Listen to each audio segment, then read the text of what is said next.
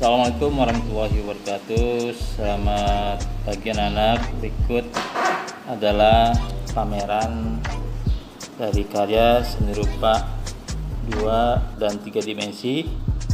Salah satunya termasuk dalam pameran seni rupa kontemporer. Silakan selamat menyaksikan karya dari para seniman dalam kegiatan pameran.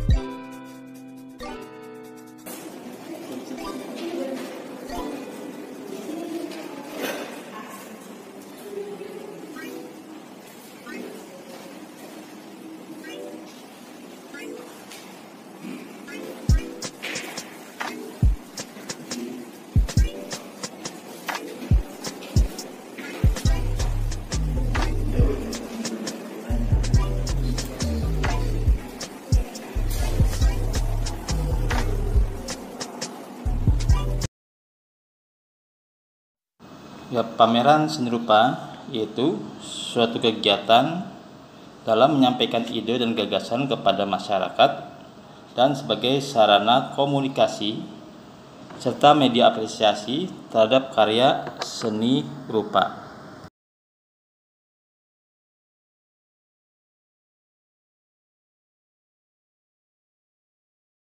Adapun tujuan pameran seni yaitu pertama tujuan sosial, kedua tujuan kemanusiaan, ketiga tujuan komersial, dan keempat tujuan yang berkaitan dengan pendidikan. Tujuan sosial yaitu karya seni yang dipamerkan dengan kepentingan sosial. Misalnya hasil penjualan akan disumbangkan untuk kegiatan sosial. Yang kedua adalah tujuan kemanusiaan. Adapun kegiatan pameran dalam penjualan tersebut, hasil karyanya akan disumbangkan untuk bencana alam dan lain-lain. Yang ketiga adalah tujuan komersial. Nah, tujuan komersial ini adalah kegiatan pameran yang bertujuan untuk mencari keuntungan para seniman dalam menjual karya seninya. Dan terakhir adalah tujuan yang berkaitan dengan pendidikan. Dalam pameran ini ditujukan untuk menyebarkan pengetahuan seni dan apresiasi seni bagi para pelajar seni.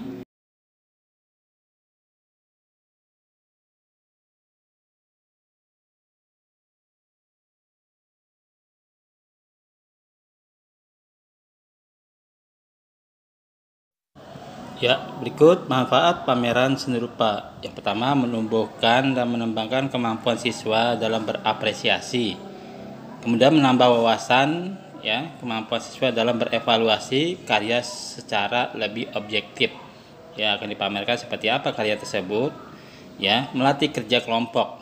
Ya, jika ada tugas kelompok, ya, dengan orang lain, ya, mungkin bisa ditanyakan kepada kuratornya. Mempertebal pengalaman sosial dan melatih siswa untuk bertanggung jawab dan bersikap mandiri. Itulah manfaat dari pameran karya seni rupa. Kemudian apa fungsinya pameran seni rupa? Yang pertama adalah fungsi apresiasi, fungsi edukasi, rekreasi, dan fungsi prestasi. Ya, dan 4 kategori inilah menurut Cahyono, ya, beberapa fungsi dari pameran seni rupa. Fungsi apresiasi diartikan sebagai kegiatan untuk menilai dan menghargai karya seni. Ya, fungsi edukasi, kegiatan pameran karya seni di sekolah, ya, dan memberikan nilai-nilai ajaran terhadap masyarakat, terutama apresiator. Ya. Kemudian fungsi selanjutnya adalah fungsi rekreasi. Kegiatan pameran ini memberikan rasa senang, ya, untuk penikmatnya, ya, memberikan nilai psikis, hiburan, ya, spiritual. Juga ketika melihat lukisan itu merasa tenang hatinya, ya, tentram ketika mungkin melihat lukisan pemandangan, ya. Kemudian ada fungsi prestasi. Dimasukkan di sini bahwa dengan kegiatan pameran di sekolah dapat diketahui bahwa siswa yang berbakat akan dipamerkan. Jenis pameran yang pertama pameran seniman. Pameran seniman ini terbagi menjadi 2, pameran tunggal dan pameran bersama. Kalau pameran tunggal ini pameran yang sendiri, ya, memamerkan hasil karya. Jika pameran bersama ini beberapa kelompok seniman, ya, bisa berdua, 3 atau mungkin lebih, ya. Yang kedua adalah pameran keliling. Nah, pameran keliling ini outdoor, biasanya di taman, ya, di luar sekolah, ya, atau mungkin di mall tapi di luarnya, yaitu pameran keliling. Ketiga adalah pameran sekolah. Pameran sekolah ini pameran yang berada di sekolah, baik di aula ataupun di kelas. Ya, itulah jenis pameran kegiatan-kegiatannya yang di beberapa tempat kegiatan.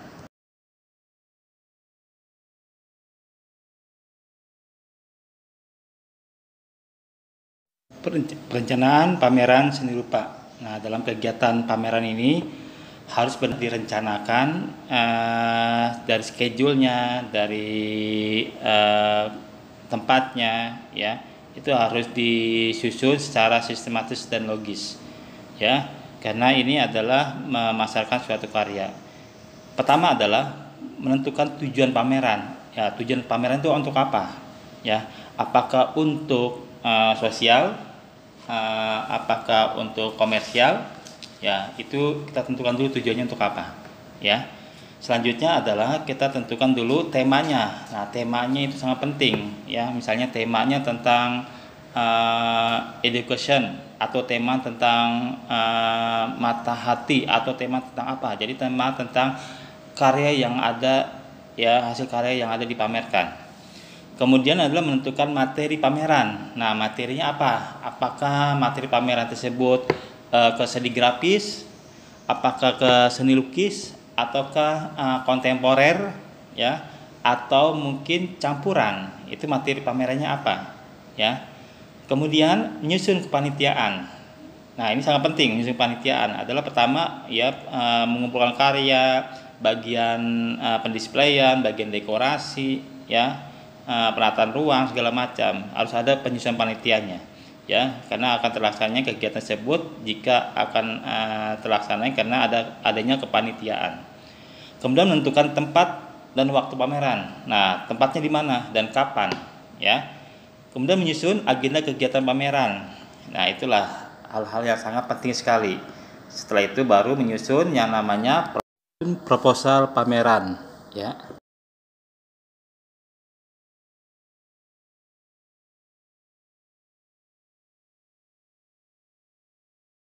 Nah, berikut adalah persiapan dalam pameran. Pertama ada karya.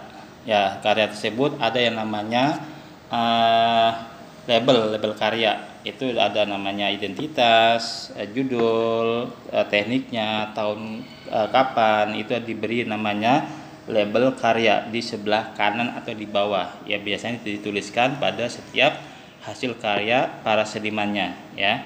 Sehingga akan mengetahui judulnya apa, temanya apa ini. Karyanya siapa yang pembuatnya. Ya, itu ada yang namanya label karya. Label karya ini sangat penting sekali sebagai identitas sebuah hasil karya para seniman yang dibuat. Selanjutnya, persiapan pameran. Yang pertama adalah adanya ruang. Tempat berlangsungnya kegiatan pameran baik secara tertutup atau terbuka. Nah, tentukan dulu ruangnya di mana, ya. Kalau ruangnya tertutup berarti di aula atau mungkin di galeri, ya. Nah, ketika sudah tahu ruang, kita akan tahu surveinya, apakah satu pintu ataukah dua pintu. Kita akan menentukan namanya display ruang nantinya, ya. Mau menatanya seperti apa, ya, dalam kegiatan pameran tersebut. Kalau di kelas mungkin akan bentuk dari beberapa susunan karena terlalu sempit untuk kelas. Ya, berarti penyusunannya harus disesuaikan, ya. Maka disinilah harus adanya ruang.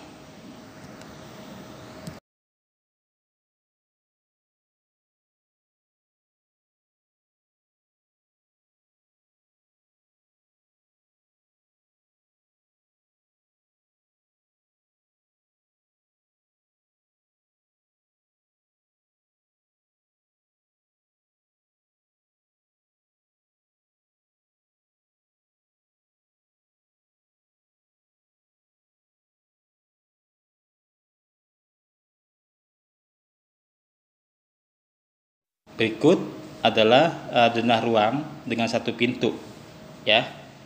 Alur masuknya, ya, ketika keluar masuk arah ke kanan atau ke kiri biar nanti tidak terjadi tabrakan pengunjung. Nah, ini ada dua pintu, ya, dimana ketika keluar dan dimana ketika masuk, ya.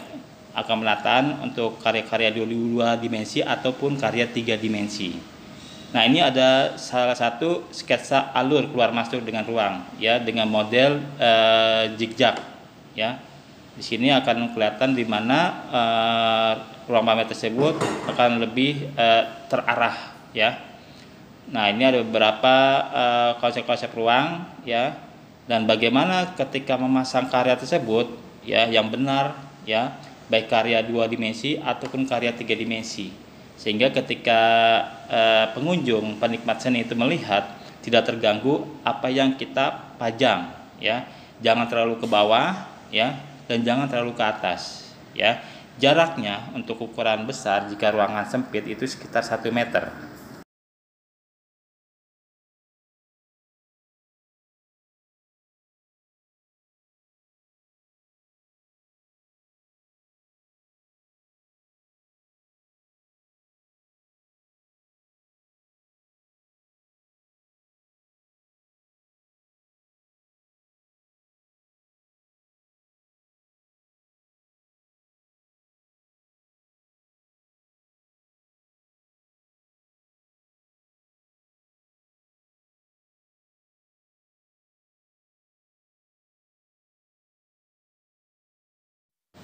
Nah, ini berikut adalah